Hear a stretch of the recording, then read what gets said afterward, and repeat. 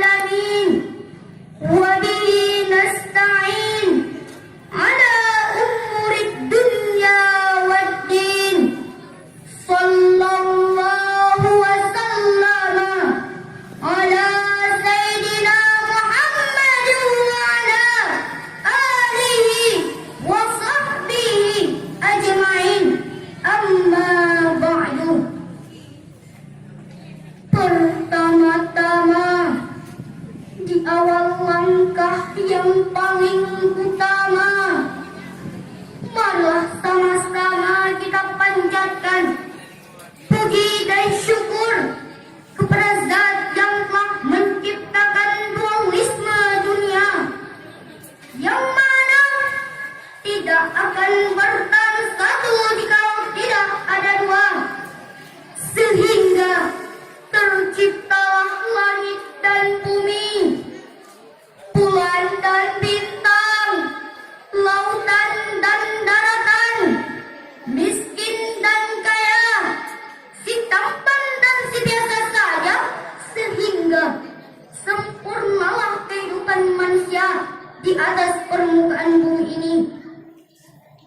Selanjutnya, salawat berbingkaikan salam, marilah sama-sama kita sanjungkan kepada the first and the best man, Muhammad sallallahu alaihi wasallam,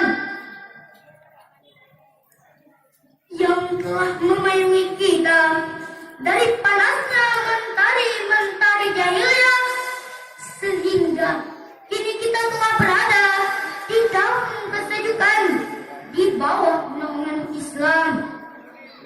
Yang kami hormati Dewan Hakim yang arif lagi bijaksana dalam mengambil keputusan, dan juga kepada seluruh para hadirin yang telah hadir di tempat yang berbahagia raya ini. Baiklah, pada kesempatan kali ini kami akan membawakan sebuah syarahan yang berjudul Zakat, Solusi Pengatasan Kemiskinan. Hadirin rahimakumullah, ada 3 konsep yang berkaitan dengan pemanfaatan harta benda. Pertama, komunis dengan prinsip mengutamakan kepentingan masyarakat di atas kepentingan individu. Tiap-tiap individu tidak memiliki kemerdekaan dan hak kepemilikan, sehingga menguntungkan bagi si miskin dan merugikan bagi si kaya. Yang kedua, kapitalisme dengan prinsip menitik beratnya kepentingan individu di atas kepentingan masyarakat. Akibatnya lahirlah the rich richer and the poor poorer. Yang kaya semakin kaya, yang miskin semakin miskin. Dalam polemik tersebut muncul konsep Islam dan unsur keseimbangan dalam pemberdayaan. Kaila yakunu daulatan bainal aghniya minkum, agar harta kekayaan tidak hanya bergulir di antara orang-orang kaya, di antara kamu sekalian, tapi dirasakan pula oleh kaum duafa. Prinsip tersebut diantaranya diaplikasikan melalui pelaksanaan zakat. Oleh keputusan itulah zakat, solusi pengangkatan kemiskinan, seperti tema yang akan kami uraikan pada kesempatan kali ini. Sebagaimana dalam firman Allah dalam surat At-Taubah ayat 103. A'udzu billahi minasy syaithanir rajim.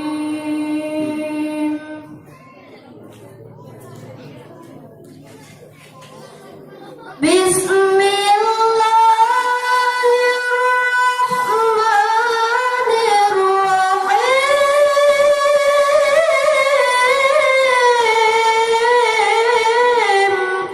Allah.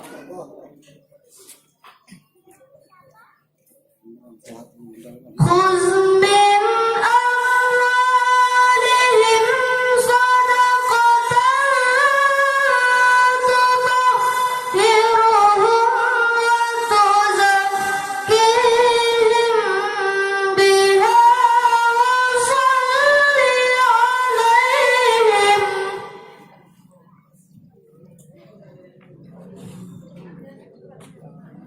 إن صلاتك سكن لهم والله سميع عليم. Allah.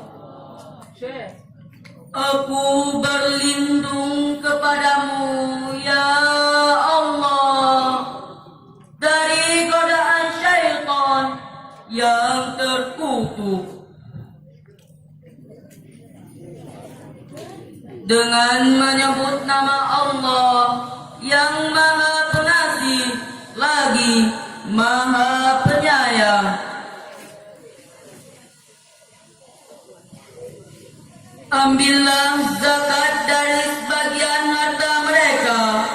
Dengan zakat itu kamu membersihkan dan mensucikan mereka, dan berdoalah untuk mereka. Sesungguhnya doa kamu itu menjadi ketentraman jiwa bagi mereka. Dan Allah Maha mendengar lagi Maha mengetahui. Hadirin rahimakumullah, Imam Ibnu Jarir mengatakan bahwa ayat tersebut diturunkan karena berkenan dengan permintaan Abu Lubabah dan dua temannya kepada Rasulullah seraya berkata, "Ya Rasulullah, inilah harta benda kami, sedekahkanlah atas nama kami dan mintalah ampunan kepada kami." Lalu Rasul pun menjawab, "Aku tidak disuruh oleh Allah untuk menerima harta sedikit pun." Berkenaan dengan hal tersebut, turunlah perintah Allah untuk menerimanya, sebagaimana terangkai dalam surat At-Taubah ayat 103 tadi, terutama pada kalimat "Usmin amwalihim." Kalau kita kaji lebih dalam lagi pada kalimat "us" yang mengisyaratkan agar dibentuknya lembaga pengelola zakat yang profesional dan proporsional. Kenapa demikian? Pertama, karena sadar membayar zakat sedikit. Kedua, mengisyaratkan agar amilin memiliki manajemen yang bagus. Hadirin rahimakumullah, apa hikmah zakat bagi seorang muzaki? Ayat tadi menjelaskan, pertama, tathir, tutahhiruhum, yaitu membersihkan harta dari hak-hak fakir miskin, yaitu orang yang tak berharta. Kedua, waktu zakin, yaitu membersihkan dari penyakit rakus, tamak, dan serakah. Dan yang ketiga, taskin, sakanullahu, maksudnya dengan zakat jiwa akan tenang, hati senang, walaupun banyak uang. Amin, amin ya rabbal alamin. Tapi sebaliknya, jika para aulia dan para konglomerat enggan membayar zakat, maka suatu negara bisa kiamat. Walau gedung bertingkat, walau mobil makin mengkilat, dijamin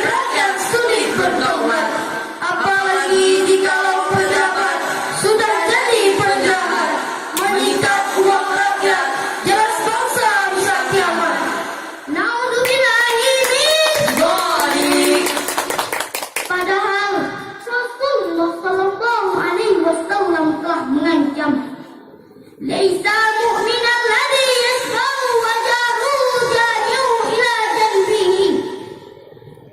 Tidak termasuk orang mukmin, orang yang hidupnya ganang sendiri, sementara tetangganya hidup dalam kelaparan.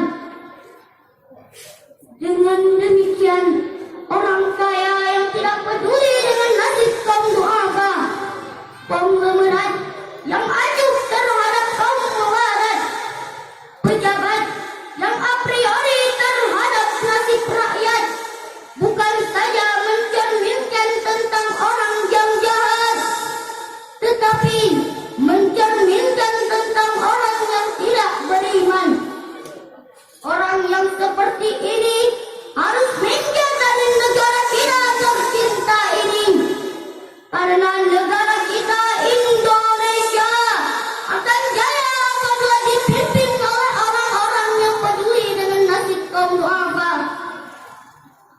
Oleh karena itulah, semangat zakat wajib kita aplikasikan dalam kehidupan berbangsa dan bernegara. Itulah satu pertanyaan, kepada siapa zakat itu diberikan?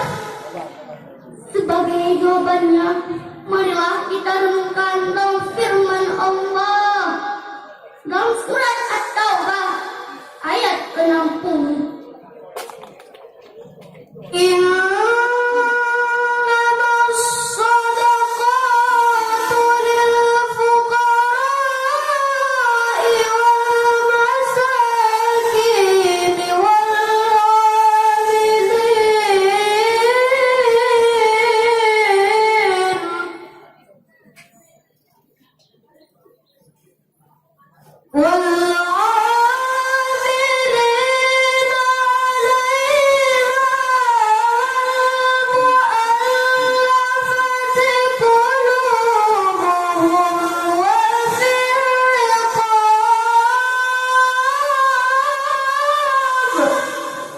Allah, Allah, Allah.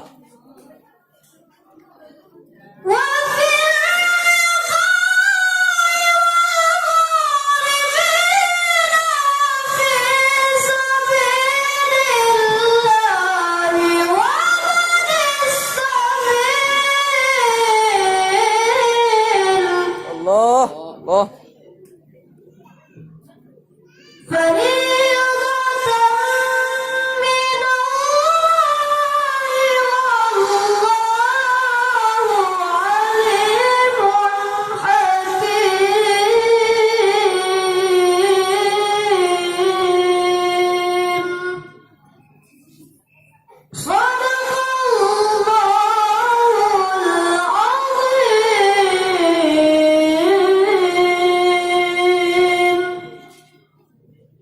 Sesungguhnya zakat-zakat itu hanyalah untuk orang-orang fakir, orang-orang miskin, pengurus-pengurus zakat, para mu'allaf yang dipujuk hatinya, untuk memerdekakan budak, orang-orang yang berhutang di jalan Allah, dan untuk mereka yang sedang dalam perjalanan. Sebagai suatu ketetapan yang diwajibkan Allah, dan Allah Maha Mengetahui lagi Maha Bijaksana. Maha benar Allah dengan segala firman-Nya. Hadirin, ma'asyiral muslimin, rahimakumullah. Ayat tersebut merupakan deskripsi Allah Subhanahu wa ta'ala tentang skala prioritas penerima harta zakat, yaitu lil fuqara wal masakin, orang-orang fakir dan miskin. Lalu bagaimanakah kaitannya dengan kondisi bangsa kita saat ini? Profesor Sukirman melaporkan 23 juta lebih penduduk Indonesia hidup di bawah garis kemiskinan. Apalagi setelah terjadinya krisis moneter, mana korban PHK sulit untuk mencari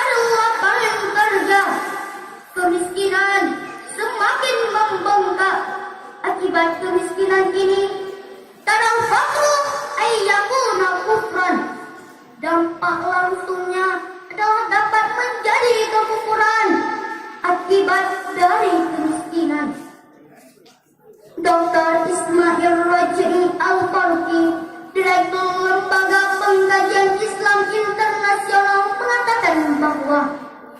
Kemiskinan, kebodohan, dan keterbelakangan adalah 3 permasalahan yang terbesar pada saat ini. Namun di antara ketiganya, kemiskinanlah yang paling berbahaya. Sebab kebodohan dan keterbelakangan itu muncul akibat kemiskinan. Akibatnya, tidak sedikit saudara kita yang menjual akidahnya demi mempertahankan hidupnya. Bahkan, akibat kemiskinan, tidak sedikit gadis-gadis kita yang menjual kehormatannya demi mendapatkan sesuap nasi. Na'udzubillahi min Zalim. Dr. Didin Hafifuddin MSc mengatakan bahwa agar kemiskinan tidak bertambah dan bertambah, ada 3 hal yang harus kita lakukan berkaitan dengan kewajiban zakat. Pertama, kita harus mengeluarkan zakat dan memasyarakatkan gerakan sadar zakat. Kedua, kita harus membentuk lembaga pengelola zakat yang profesional. Dan yang ketiga, kita harus memberdayakan zakat untuk membangun kesejahteraan bagi masyarakat. Hadirin rahimakumullah. Oleh karena itu, mari kita keluarkan zakat agar dapat mengurangi kemiskinan dan mensejahterakan masyarakat. Wallahu a'lam. Ihdinas siratal mustaqim. Wa akhiran. Wanzur ma qala. Wa la tanzur liman qala. Wassalamu alaikum warahmatullahi wabarakatuh.